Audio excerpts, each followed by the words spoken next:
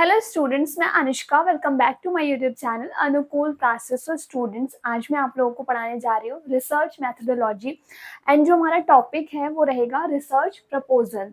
आज मैं research proposal के बारे में आपसे बात करूंगी। पहले तो बेसिक मीनिंग बताती हूँ कि रिसर्च प्रपोजल क्या होता है।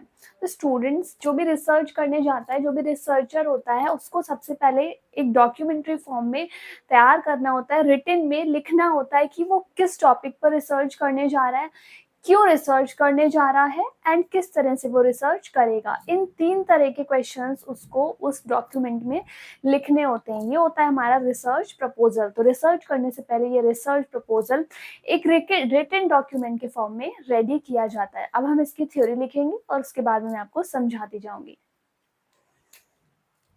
सो हेडिंग डालें, meaning of research proposal. Meaning of research proposal. It is a structured it is a structured and formal document and a formal document that explains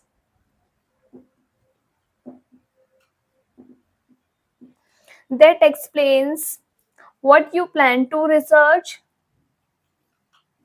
what you plan to research,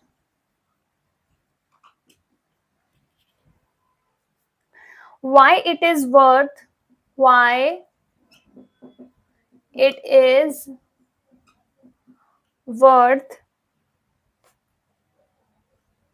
researching, मतलब justification देना इस चीज का।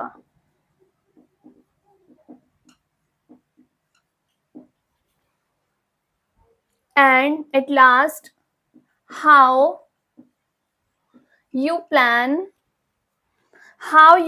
to investigate.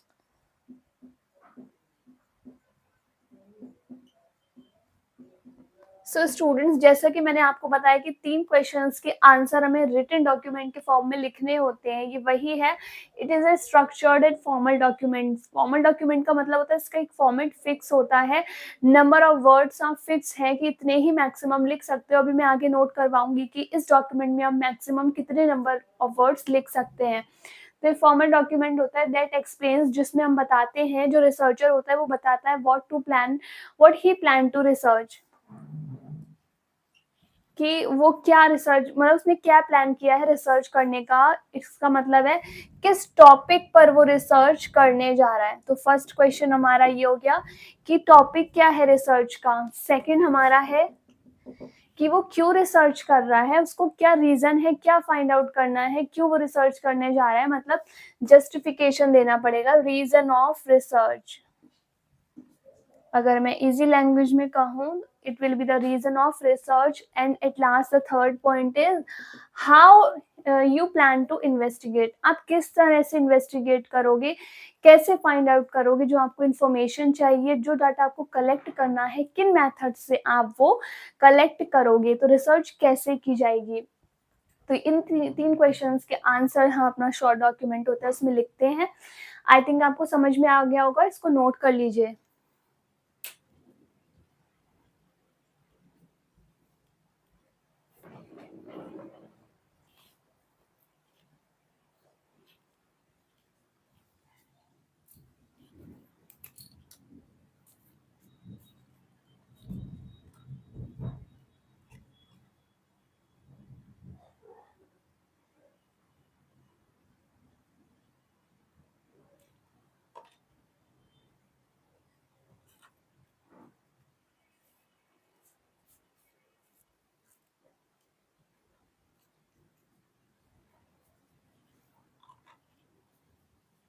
अब आगे note करेंगे students. मैं आप लोगों को जो रिसर्च मेथोडोलॉजी में जितने भी क्वेश्चंस करा रही हूँ वो सारे एग्जाम्स में आए हुए क्वेश्चंस हैं, या तो वो एमबीए में आए हुए हैं, या एमकॉम में आए हैं, या बीबीए में आए हैं। तो मैं पहले इंपॉर्टेंट क्वेश्चंस आपके कवर करवा रही हूँ।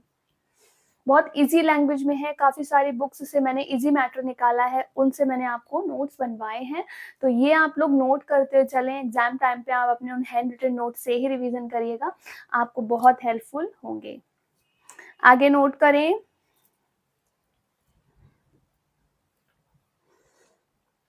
A research proposal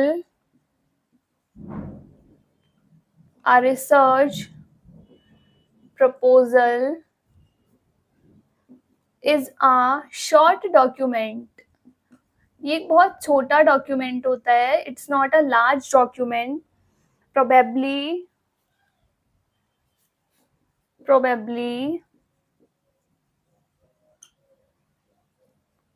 between 300 and 1000 words. सो आप 300 से लेकर 1000 वर्ड्स तक ही यूज़ कर सकते हैं अपने इस डॉक्यूमेंट में, रिसर्च प्रपोजल में। इससे ज़्यादा आप यूज़ नहीं कर सकते। So check the word limit, word limits on your application form.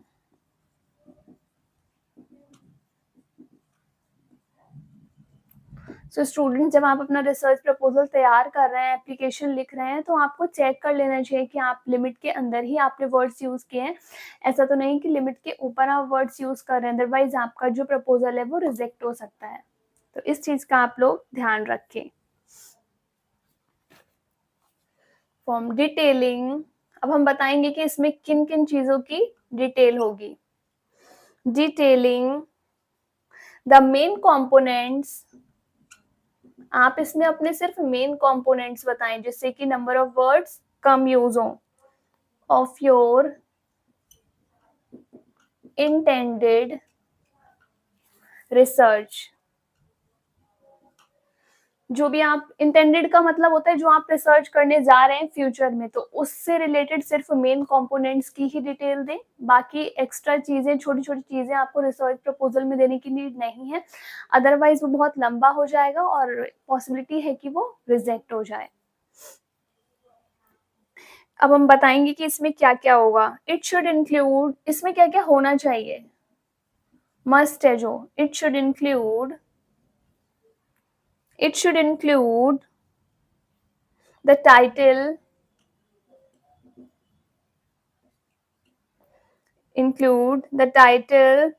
Research title का मतलब इंट्रोडक्शन, कि आप क्या रिसर्च करने जा रहे हैं, आपका टॉपिक क्या है।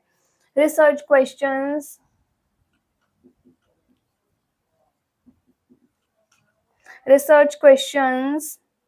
And hypothesis. इसमें क्या क्या होना चाहिए, टाइटल होना चाहिए, मतलब क्या टॉपिक है, क्या रीजन है, कैसे आप रिसर्च करेंगे। रिसर्च क्वेश्चंस मतलब कि आप किन किन क्वेश्चंस का आंसर करने जा रहे हैं। ऑलरेडी रिसर्च अगर उस पर हो चुकी है तो जो अनसॉल्व्ड क्वेश्चंस हैं उनके कैसे करके आप आंसर करने जा रहे हैं, वो चीज, किन किन क्वेश्चंस को आप फाइंड आउट करने जा रहे हैं। हाइपोथेसिस, ये हाइपोथेसिस का मतलब होता है वो स्टेटमेंट्स जो आपको आंसर करने हैं, ठीक है। कुछ रिलेशनशिप फाइंड आउट करेंगे, वो हम चीजें हाइपोथेसिस में बताएंगे। टेस्ट करते हैं हम कि ये चीज पॉजिटिव है या निगेटिव, तो वो टेस्ट आप बताते हैं हम हाइपोथेसिस में। हाइपोथेसिस का मैं एक सेपरेट क्वेश्चन कराऊंगी क्योंकि ये चीज बहुत इंपॉर्टेंट है, इस पर पूरा एक क्वेश्चन आता है, तो ये टॉपिक मैं अलग से आपका कवर करवाऊंगी। नोट कीजिए।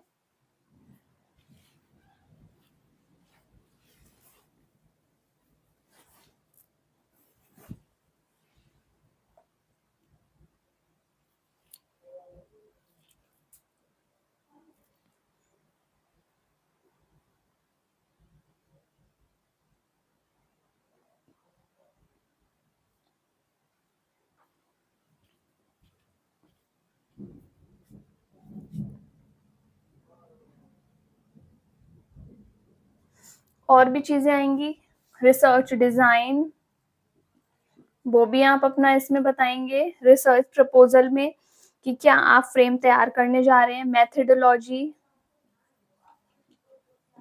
क्या क्या मेथड्स हम यूज करेंगे। and sometimes output expected, outcomes expected। देखिए, आप जब रिसर्च करने जा रहे हैं तो कहीं न कहीं आपको पता होता है कि क्या रिज़ल्ट आएगा। आउटकम का मतलब रिज़ल्ट, क्या आप एक्सपेक्ट कर रहे हो कि क्या चीज़ फाइंड आउट होने वाली है। तो जो आपकी एक्सपेक्टेशंस है वही आप उसमें लिख दोगे।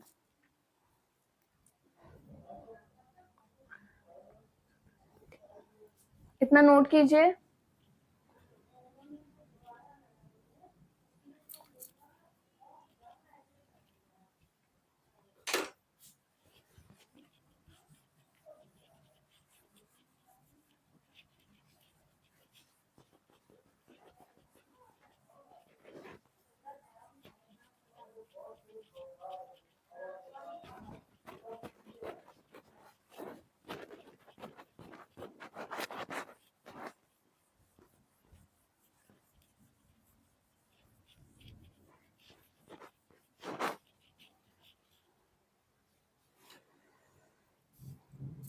Your research proposal,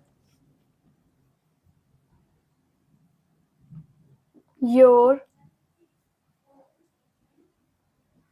research proposal frames your original idea,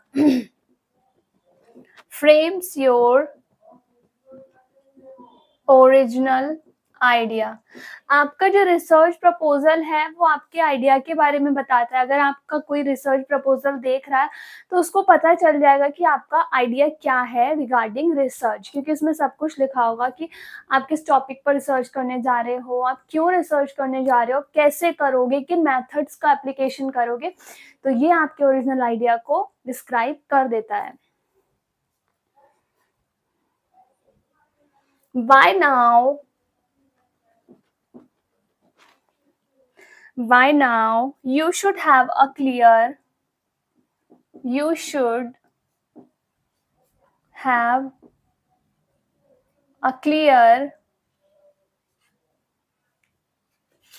idea of your chosen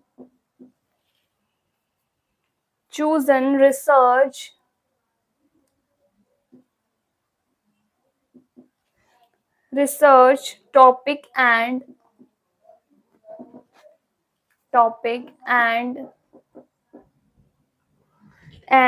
should have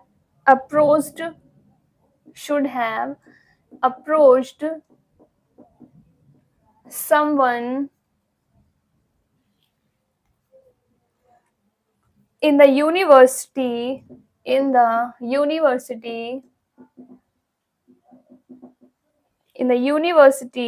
department in which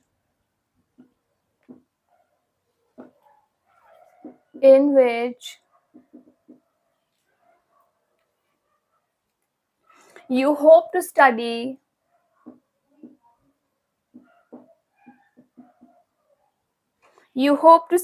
for advice and guidance।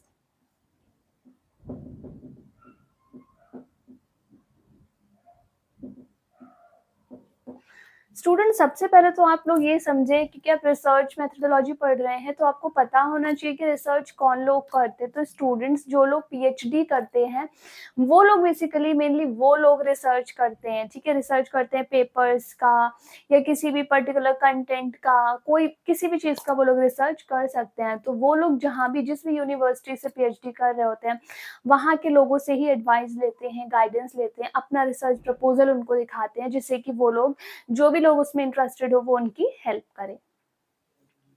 क्योंकि ये किसी एक पर्टिकुलर पर्सन का वर्क नहीं है, अकेले वो नहीं कर सकता, उसको चाहिए होती है advices for some people. Your research proposal frames your original idea. I talked about this. Why now you should have a clear idea. तो आप उन्होंने कहा कि आपका जो प्रपोजल है वो आपके ओरिजिनल आइडिया को बताता है। तो आपका जो आइडिया है वो क्लियर होना चाहिए, आपको डाउट नहीं होना चाहिए कि हम किस टॉपिक पर रिसर्च कर रहे हैं। You should have a clear mind. idea of your chosen research topic, आपको अपना टॉपिक पता होना चाहिए, and should have approached someone in the university department in which you hope to study for advice and guidance. आप जहाँ से भी PhD कर रहे हैं, यहाँ जहाँ से भी आप कोई और स्टडी कर रहे हैं, तो वहाँ आप अप्रोच करें अपना रिसर्च प्रपोजल दिखाकर, और उनसे आप मांग सकते हैं गाइडेंस एंड हेल्प अपने रिसर्च के ऊपर। नोट कीजिए।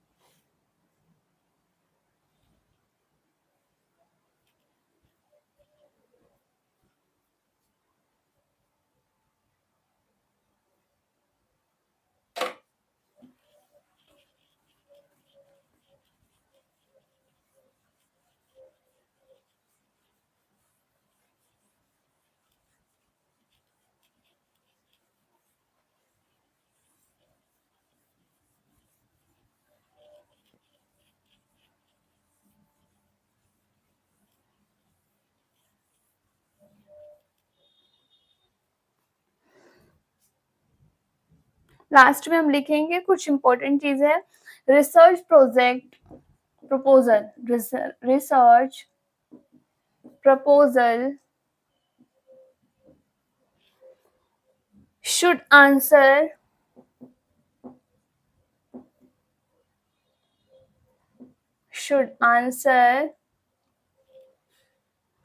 what, why, and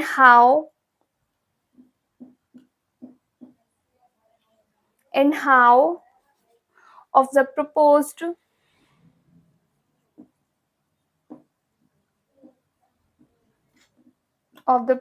study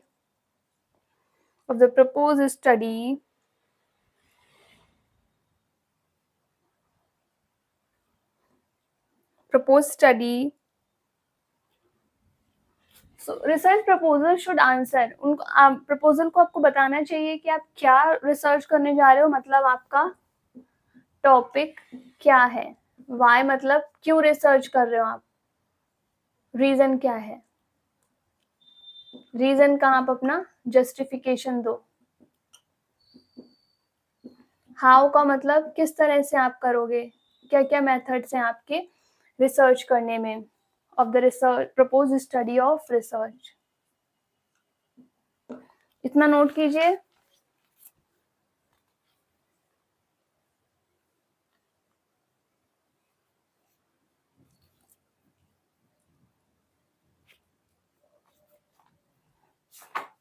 आगे लिखें, research proposal is a detailed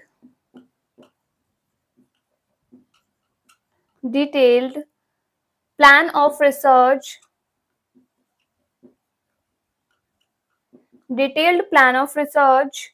project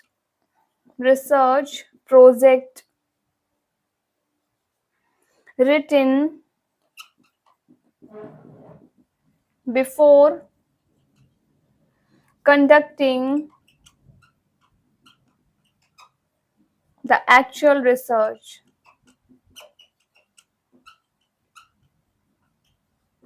तो ये एक तरह का ये डिटेल्ड प्लान है जो हम रिसर्च प्रोजेक्ट को लिखते हैं, ये एक रिटन फॉर्म में होता है, एक शॉर्ट डॉक्यूमेंट होता है जो हम एक्चुअल में रिसर्च कंडक्ट करने से पहले अपना लिख लेते हैं, जिससे कि हमारे रिसर्च करते टाइम कोई प्रॉब्लम ना आए। इसको आप लोग नोट कर लें।